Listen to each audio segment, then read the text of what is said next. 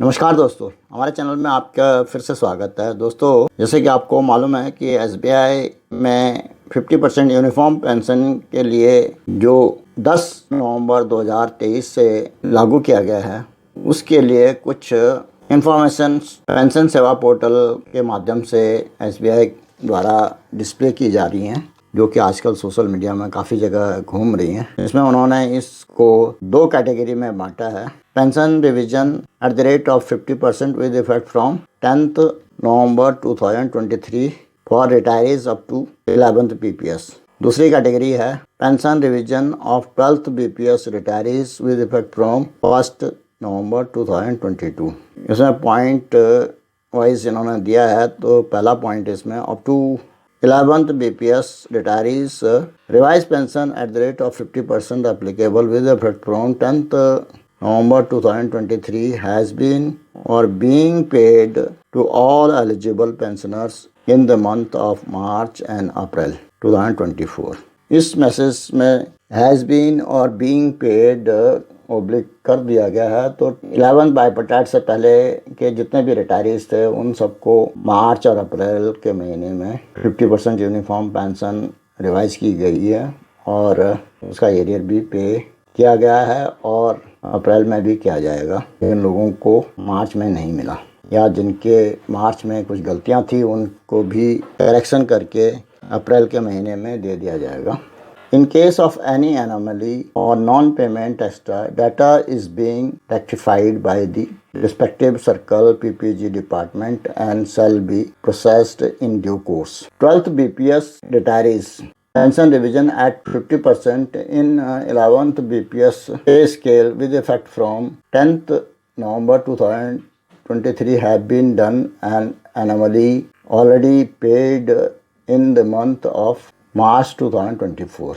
Salary arrear for the period thus served after 1/11/2022 to the date of retirement have already been paid in the month of March। Pension revision at 12 BPS pay scale for a period from 1st November 2022 to 9th November 2023, during which 40 or 50% pension commutation remains effective, shall be processed after receiving approval from the DFS Government of India। Provident Fund, bank and members' contribution have been credited into respective PF accounts as a part of the supplementary PF processing exercise। Crediting the same to the members' pension account is in process। जिन लोगों का provident fund का contribution bank का और अपना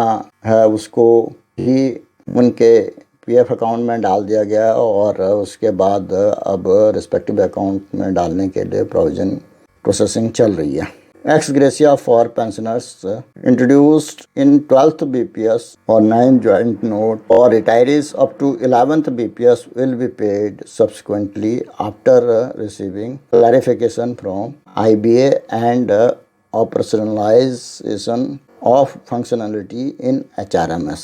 इस point से ये लगता है कि एक्स ग्रेसिया के लिए न केवल आईबीए की क्लैरिफिकेशन के लिए वेट किया जा रहा है, बल्कि एसबीआई द्वारा अपने एचआरएमएस की जो फंक्शनलिटी है उसमें भी चेंजेस की जा रही हैं, जिसकी वजह से भी देरी हो रही है।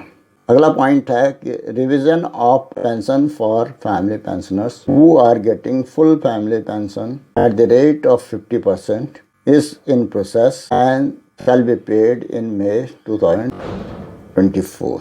ये फैमिली पेंशन जिन लोगों को एम्प्लॉयज़ के डेथ के 5 साल के अंदर फुल पेंशन दी जाती है, उनकी पेंशन प्रोसेस हो जाएगी और मई 2024 में उन्हें दी जाएगी। Inclusion of PQP and FPP in competition of pension for 7th bipartite retirees with effect from 10/11/2023 is in process and shall be paid in pension for month of May 2024।